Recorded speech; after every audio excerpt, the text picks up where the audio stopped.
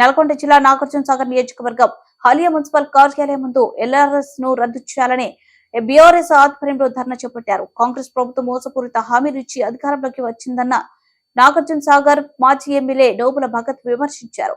అధికారంలోకి వచ్చి 80 నుండి 90 రోజుల్లోనే ప్రజలపై భారం మోపుతుందని మండిపడ్డారు. ఎన్నికల ముందు ఇచ్చిన హామీలన్నీ నెరవేర్చే వరకు ప్రజల పక్షాన బీఆర్ఎస్ పార్టీ పోరాటాలు చేస్తుందని నోముల భగత్ స్పష్టం చేశారు. పామౌలు ఏం పండుకోలేదు. తెలంగాణకు ఏ రకంగా అన్యాయం జరుగుతుంది, జరిగిన అన్యాయాన్ని మళ్ళీ ఏ రకంగా తీసుకురావాలి. ఉద్యమాలు మాకేం కొత్త కాదు. రోడ్ల మీద కూడా మళ్ళా కూడా కూర్చుంటామని చెప్పి మా వర్కింగ్ ప్రెసిడెంట్ కేసీఆర్ మాట్లాడి కేటీఆర్ మళ్ళా కూడా రోడ్ల మీద కూర్చుంటాం. ఈ రోజు మీరు ఏదైతే హామీలు ఇచ్చిందో మేమేమనలేదు.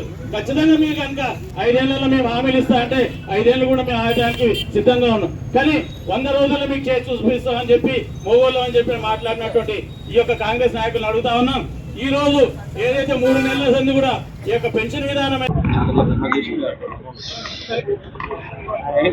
ఈరోజు గౌరవ బీఆర్ఎస్ పార్టీ రాష్ట్ర వర్కింగ్ ప్రెసిడెంట్ కేటీఆర్ గారి ఆదేశాల మేరకు నిన్న ఈరోజు ధర్నాలు నిర్వహించి ఈరోజు మున్సిపల్ కమిషనర్ గారి దగ్గర మెమోరాండం ఇవ్వడం జరిగింది.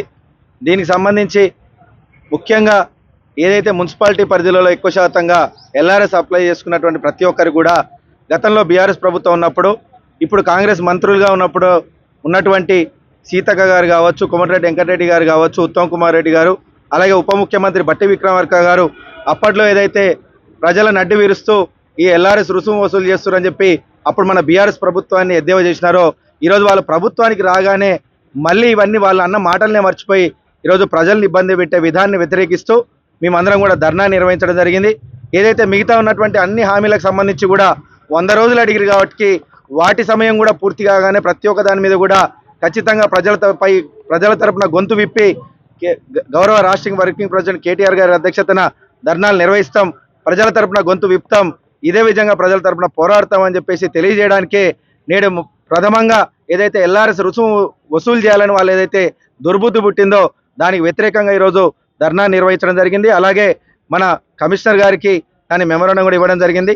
దీనికి సంబంధించి ఈరోజు నాగార్జున సాగర్ నియోజకవర్గం మొత్తం కూడా బీఆర్ఎస్ పార్టీ నాయకులందరూ కూడా పెద్ద ఎత్తున కదిలి ఇక్కడ ఉన్నటువంటి స్థానిక ప్రజల తరపున, తెలంగాణ ప్రజల తరపున ఈరోజు గొంతు విప్పడం సంగతి తెలియజేస్తూ గౌరవ రాష్ట్ర వర్కింగ్ ప్రెసిడెంట్ గారు ఏ ఆదేశం ఇచ్చినా కానీ పెద్ద ఎత్తున కదిలి బీఆర్ఎస్ పార్టీ మొత్తం కూడా నాయకులం అందరం కూడా తెలంగాణ పక్షాన నిలబడి తెలంగాణ ప్రజల తరపున కొట్లాడతాను కూడా తెలియజేస్తూ ఈ ధర్నాన్ని విజయవంతం చేసిన ప్రతి ఒక్కరు కూడా నా తెలంగాణ ఉద్యమ నమస్కారాలు తెలియజేస్తున్నా.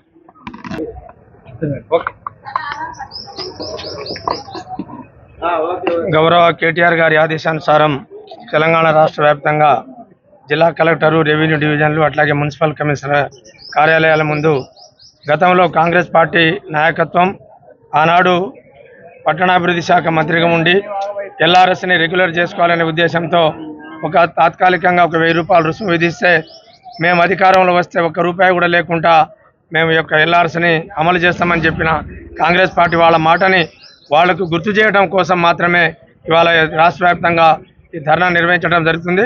తప్పకుండా కాంగ్రెస్ ప్రభుత్వం ఎల్ఆర్ఎస్ని రద్దు చేసేంత వరకు బీఆర్ఎస్ పార్టీ పోరాటం చేస్తుందని చెప్పి నాగార్జున సాగర్ నియోజకవర్గం తరఫున మేము తెలియజేస్తా ఉన్నాం.